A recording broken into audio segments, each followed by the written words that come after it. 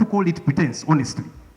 When some ministers here do rise up and they say this is bad, this is terrible, it's pretense because nobody is held responsible. It appears that's the position of government, because if it were not, government should be holding accountable all those who are doing these things. Somebody did say that those who are doing these things are doing them in favor of the opposition, so that we get sympathy. Why do you not take action? How many people have been held responsible for beating leaders, beating supporters in an election, beating up journalists, many of whom are still nursing injuries? Honorable Speaker, we want to know. It's not enough that you keep condemning the few of you who probably want to look good, or in my view, pretend and say that this is bad, we are going to take action. Where is the action? We saw demand, right, Honorable Speaker. We've had... The opposition has addressed the issue of brutality. After a by-election, the Honorable Mike Mawanda was declared a winner like today. The following day he was sworn in. Madam Speaker, as the head of this institution, can you get us to know when the Honorable Narukora will be sworn in? The Honorable Mawanda was sworn in 24 hours. He was here. Honorable members. Then second, if you allow, Madam Speaker, and you answer. Let me answer that one. When I get a gazette, that's when I swear in a member. So I'm waiting for a gazette. I need to hear from Electoral Commission before I do a gazette. And Honorable Speaker, Kawempe North by-election, we did follow up with the Electoral Commission, and they told us that they're still sorting out internal issues. We don't know what that means, because in the past, as we are saying, it's been done in record time, because the Electoral Commission is now funked as official. After they declare a candidate, legally they are funked as official. They no longer have any responsibility. They can't say they're still sorting this out, they're still investigating this, or whatever the case might be. Maybe government, because government supervises the Electoral Commission, we'll follow up with and they tell us what has caused the delay. In the past, it would be done very quickly. Thank you very much. Mawanda was sworn in 24 hours on record time. And then the issues that Madam Speaker, the leader of opposition has raised. Can we have some order? Madam Speaker, I am a journalist. Before I became a politician, I was even covering Parliament here. I don't know, and I intend to bring a motion, Madam Speaker, inviting this Parliament to condemn first the brutality against the media, but also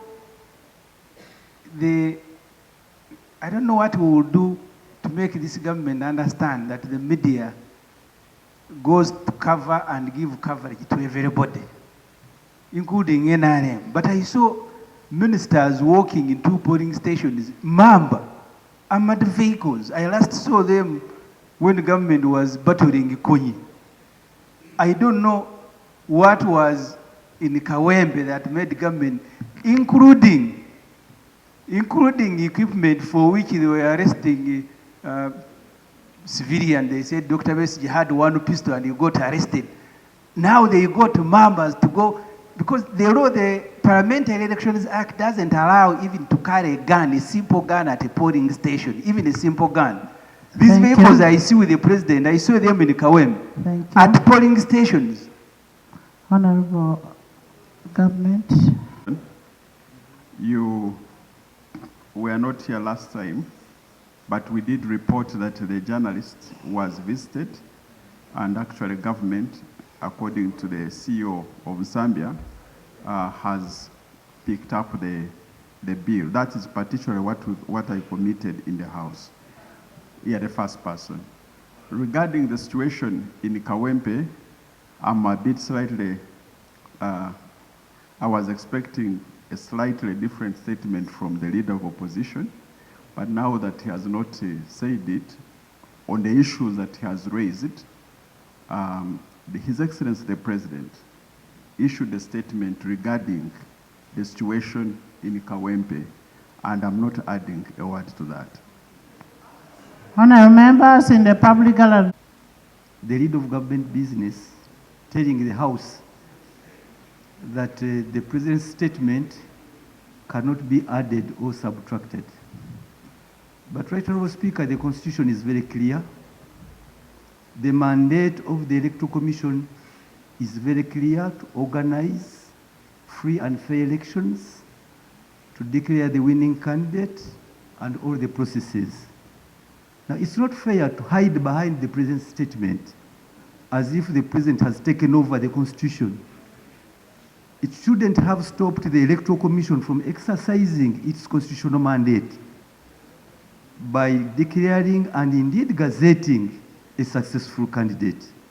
I would therefore wish that this House, Right Honourable Speaker, puts it on record that we are increasingly getting dismayed by the conduct of the Electoral Commission in the affairs of Kawempe North by-elections. And we are disturbed that up to now, the results were declared. What is stopping the Electoral Commission from succeeding and doing its job? Then whoever is aggrieved, there is the legal redress in this country. Madam Speaker, you've been vetting justices of this country. They know very well what course they have to take if they are so aggrieved, if anybody is aggrieved, but not hide behind the President's statement and deny the people of Kawempe North a right for representation. Madam Speaker, as long as I'm here, I feel Parliament should take a note and look with dismay the very bad conduct exhibited by the Electoral Commission. I thank Honourable members, we will wait for this. Because I want my member in the House, I want the constituents to be represented.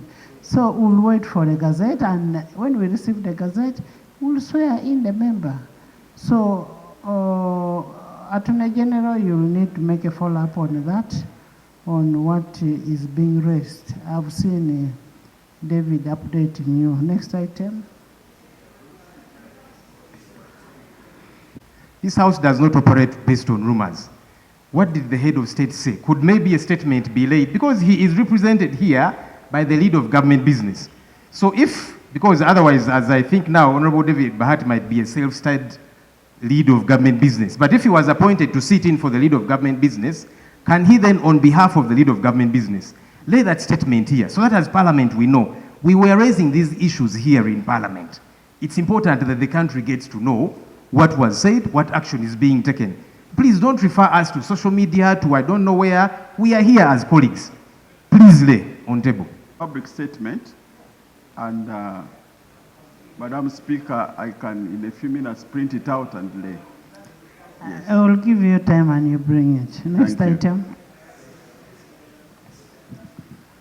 Performance and the functions making such recommendations as may require. The report was brought over to Parliament, it on table. So we may need to look at that. Local government, Ethel.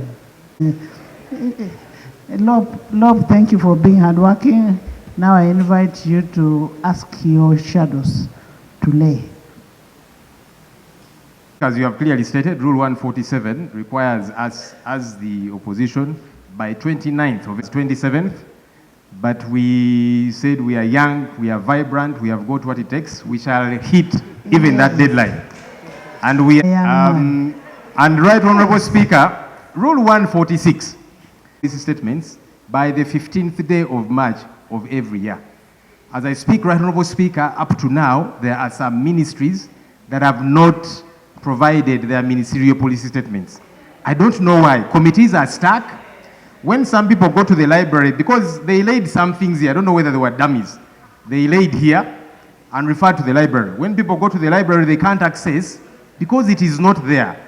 Honourable Speaker, I would like to use this opportunity to call on government, please be active, take your job seriously and take Parliament seriously. When you come and lay here and yet you do not, there is nothing available for the committee, that means you, number one, lied to us, but number two, you have not followed the law. The law says by 15th of every March, can we take our job seriously? The Prime Minister is not here, but now that she delegated the Honourable David Bahati, please, can you whip your members the same way we are doing this side? Let's be serious about our work. Thank you. Honourable members. Chair, Right Honorable Speaker, according to UDB annual report 2023, as of December 2023, its total assets stood at 1.6 portfolio of 1.58 trillion. The cumulative loan portfolio of the bank is 2.5 trillion over a period of 7 years from 2017 to 2023 is to be paid by UDB. In the same vein, Right Honorable Speaker, we also looked at the constitutionality of the loan and Solomon.